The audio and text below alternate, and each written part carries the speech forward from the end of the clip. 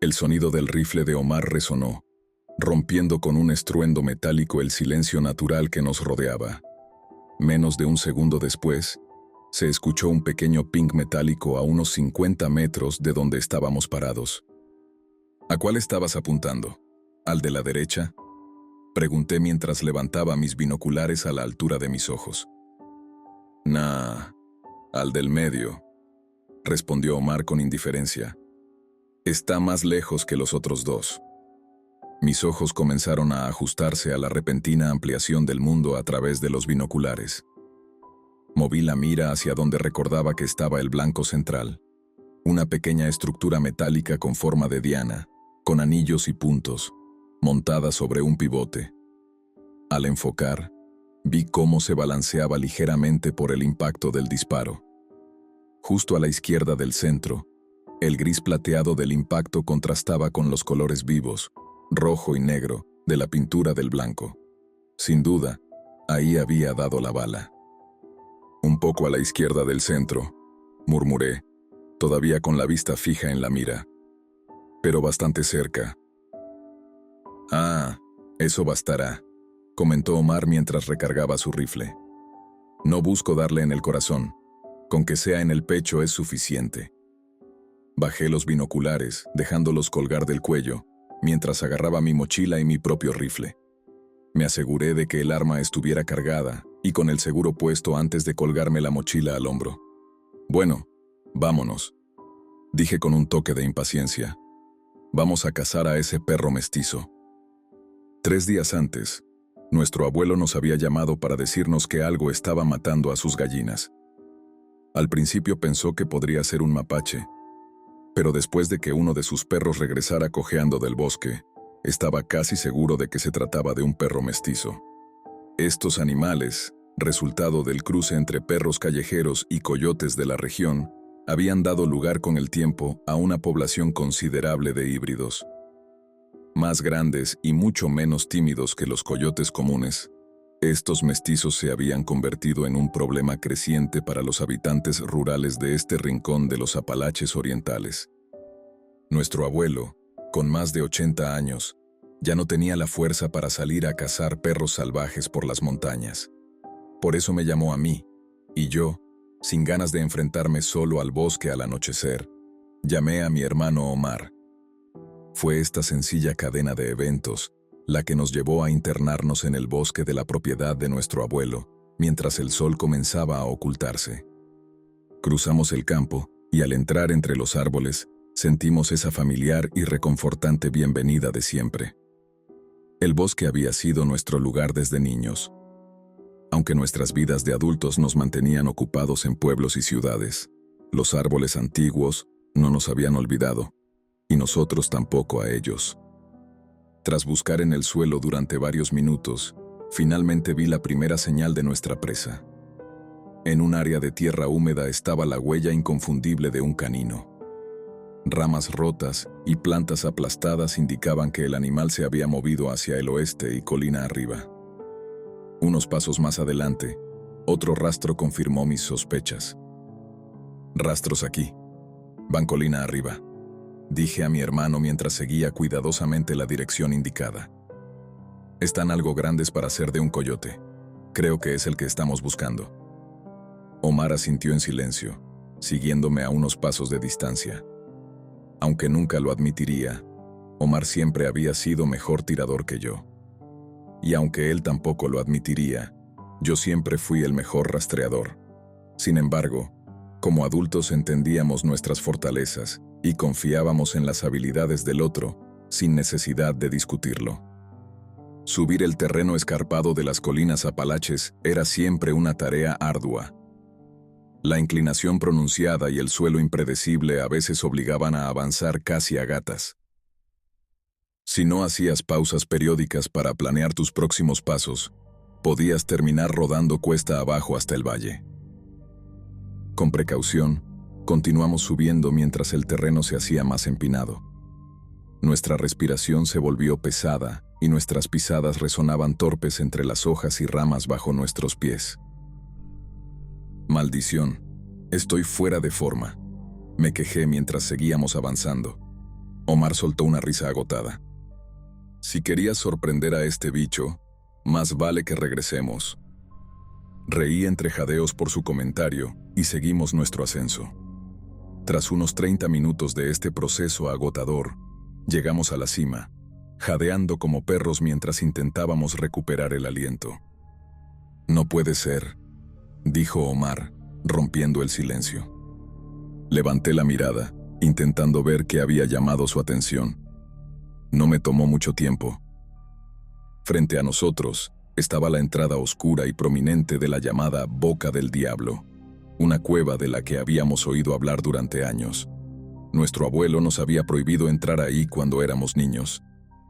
Y, temerosos de desobedecerlo, siempre habíamos respetado esa regla. Incluso como adultos, nos sentimos nerviosos ante la negrura imponente de la cueva, como si nuestro abuelo de 85 años fuera a aparecer de repente en la cima de la colina para castigarnos por acercarnos. En el suelo húmedo, justo frente a la entrada, estaban los rastros que habíamos seguido toda la tarde, claros y perfectamente distinguibles. ¿Crees que el abuelo nos va a regañar por meternos ahí detrás de esto?, bromeé dándole un codazo a Omar. Con voz alta pero un ligero toque de nerviosismo, Omar respondió: «Hombre, ese viejo oso tiene más vida que nosotros dos juntos. Seguro ya viene corriendo con el cinturón». Reí al imaginar la escena. Nuestro abuelo podía ser mayor, pero era fuerte, y cuando daba una orden, uno la cumplía. Punto. Sin embargo, ya no éramos niños corriendo por el bosque de su propiedad. Las cosas que antes nos asustaban ya no tenían el mismo efecto. El cabello gris comenzaba a contrastar con el rubio bajo su sombrero. Arrugas se veían en su frente. Sus facciones marcadas y cinceladas habían empezado a ceder ligeramente bajo el peso del tiempo, y patas de gallo asomaban en los costados de sus cejas, dándole un aspecto de hombre de mediana edad. Con mi hermano siendo 3 años menor que yo, sabía en mi interior que probablemente me veía más viejo que él. Podía sentirlo en mis huesos, cuando me despertaba por la tarde, cuando me acostaba por la noche. Lo notaba en las cosas que decía, en la forma en que empezaba a percibir el mundo que me rodeaba. «Ya somos hombres viejos», me recordé con un suspiro de decepción. No sé cómo pasó, pero pasó. Ya no tenemos por qué tenerle miedo a las cuevas. Bueno, odio haber subido esta colina para nada, dije mientras comenzaba a caminar hacia la entrada de la cueva. Totalmente, respondió mi hermano justo detrás de mí, mientras cruzábamos el umbral hacia la Boca del Diablo. La luz del mundo exterior empezó a desvanecerse rápidamente, y pronto nos encontramos en una oscuridad total. Una oscuridad tan absoluta que solo lugares como una cueva pueden ofrecer, capaz de volver loco a cualquiera si permanece demasiado tiempo, intensificando sutilmente los demás sentidos y recordándote cuán inquietantes pueden ser estos lugares. De repente, la cueva se iluminó con luces LED. Miré hacia Omar, quien había sacado un foco portátil de su mochila, iluminando el área con un haz de luz blanca fantasmal. Lo mantuvo fijo sobre mí mientras yo sacaba mi propia linterna del bolso. La cueva, en retrospectiva, no era gran cosa. Observamos los techos altos y las paredes húmedas con un interés casi infantil. Este era el último rincón inexplorado de nuestro paraíso boscoso. En medio de estas observaciones, escuché a Omar susurrar con firmeza: «Mira delante de ti». El tono de su voz reflejaba una preocupación obvia y una creciente ansiedad. Ahí, en el suelo de la caverna, a unos pocos metros de nosotros, estaba el cuerpo del coyote que habíamos estado siguiendo. O más bien, lo que quedaba de él. La criatura yacía en 2 piezas sobre el suelo, conectadas por un rastro de sangre e intestinos esparcidos. La parte frontal de su cabeza estaba aplastada desde arriba, destrozada. Su lengua colgaba de la mandíbula superior de una manera casi caricaturesca. Materia cerebral estaba salpicada alrededor, como confeti orgánico. Alrededor del cuerpo destrozado del coyote había un surtido de otros huesos aplastados. Una caja torácica por aquí, un cráneo fracturado por allá, huesos de pelvis, huesos de patas y astas esparcidas por todo el suelo de la caverna. Poco a poco, comenzamos a retroceder. Levanté mi rifle sobre mi brazo izquierdo, sosteniendo la linterna en su lugar con la mano. Por el ajuste de la luz a mi lado, supe que mi hermano había hecho lo mismo. El miedo comenzó a filtrarse en mis pensamientos, poniéndome en alerta máxima mientras iluminaba completamente el área a mi alrededor. Con mis ojos moviéndose de un lado a otro entre las formas en la cueva, tratando de identificar cualquier silueta que, con suerte, no vería.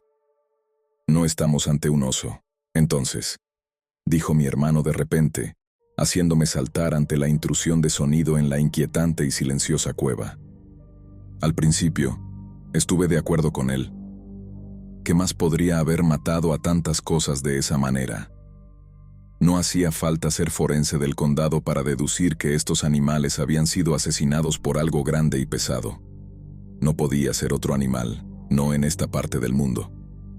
Habíamos visto más que suficientes osos negros corriendo por el bosque cuando éramos niños, y asumimos que tenían que vivir en algún lado. Pero nunca en 1000 años habríamos imaginado estar de pie en medio de una de sus guaridas. Fue en medio de estos pensamientos llenos de pánico cuando recordé un detalle, pequeño, pero imposible de ignorar. Rompiendo el silencio de la cueva llena de muerte una vez más, le hablé a mi hermano. No había huellas de oso, ¿verdad?, dije mientras mirábamos la oscuridad con los rifles en alto.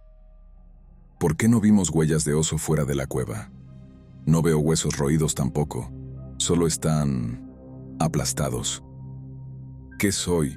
¿Un científico?, susurró casi gritando. Tal vez esté hibernando o algo, no sé.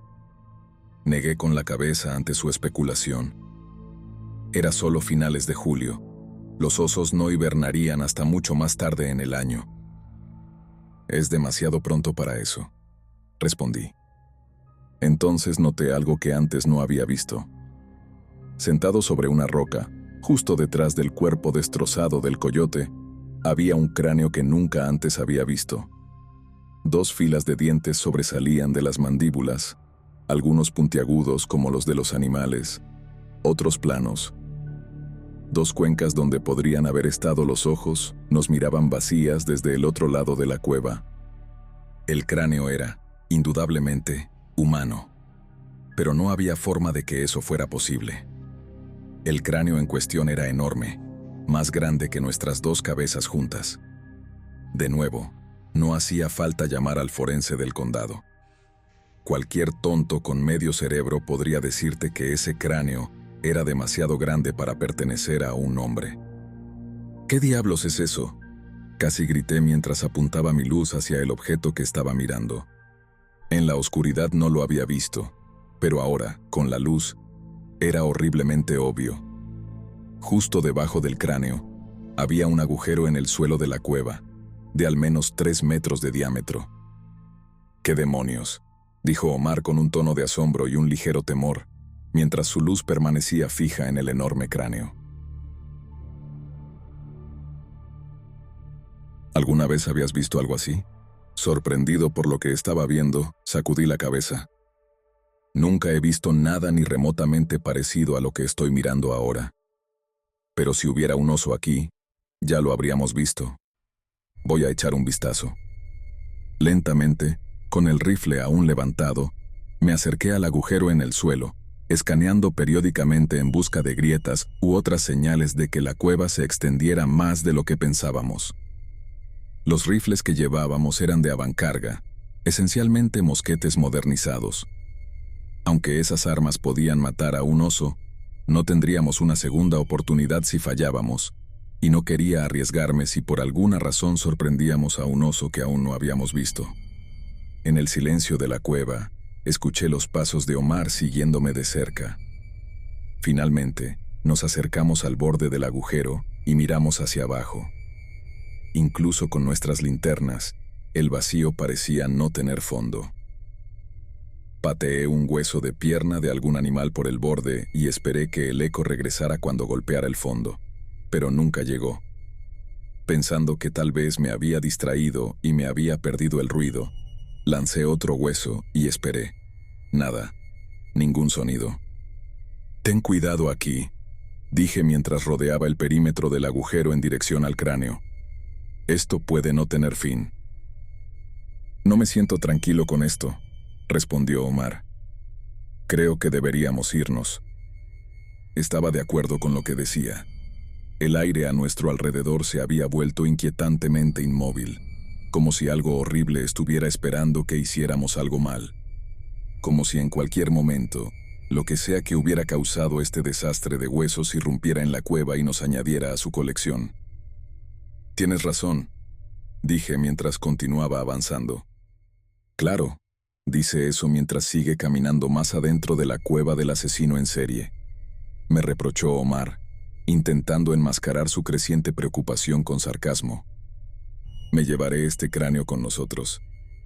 Veremos qué opina el abuelo», dije, intentando tranquilizarlo con la promesa de que nuestra estadía en esa cueva estaba por terminar. De repente, desde el fondo del abismo, se escuchó un rugido fuerte y tremendo. Sacudió las paredes de la cueva y resonó violentamente a nuestro alrededor. Aterrorizado, grité y traté de correr hacia la entrada de la cueva, cráneo en mano. De pronto, algo me agarró y me lanzó con fuerza al suelo, golpeándome la cara. Un dolor ardiente y punzante recorrió mis rodillas y cabeza mientras intentaba levantarme, pero lo que fuera que me había hecho caer ahora me estaba arrastrando hacia el agujero.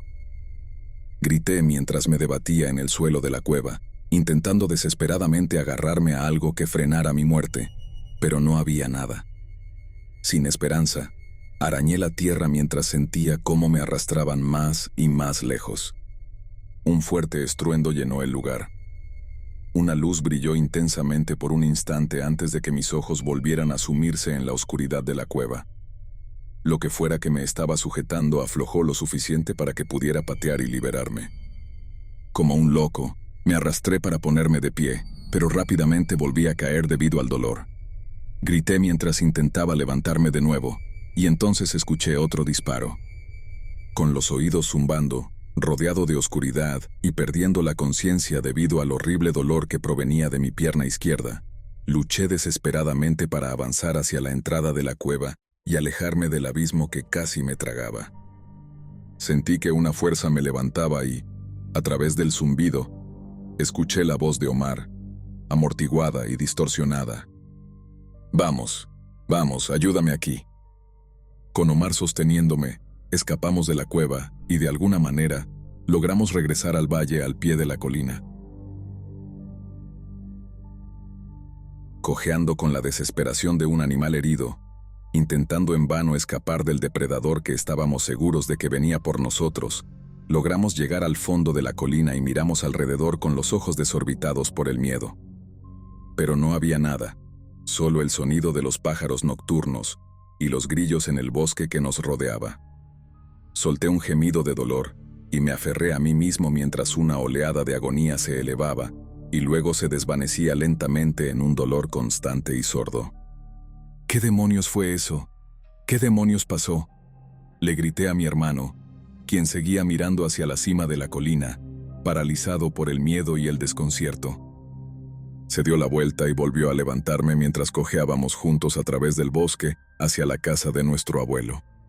Era una mano», dijo con incredulidad, entre jadeos y respiraciones pesadas. «Salió del agujero y trató de arrastrarte hacia adentro». Le disparé 2 veces. No podía creer lo que estaba escuchando. Debía estar equivocado. «¿Te refieres a una garra?», susurré, jadeando por el dolor en mi pierna. «¿Como la pata de un oso?» «No, no como una maldita pata de oso», me gritó, perdiendo por completo la compostura. Era una mano, como con 5 dedos, nudillos y un codo. Una mano, ¿entiendes? Salió de ese agujero y casi te mata. Otra ola de agonía recorrió mi pierna y pareció subir por todo mi cuerpo. Creo que mi pierna está rota, Omar. Sí, definitivamente está rota. Deja de hablar. Ya casi llegamos, respondió. Antes de que pudiera contestar, el mundo se desvaneció en la oscuridad. Desperté varias horas después en el hospital. Mi abuelo estaba sentado en la esquina de mi cama con la misma expresión de desaprobación severa que siempre llevaba.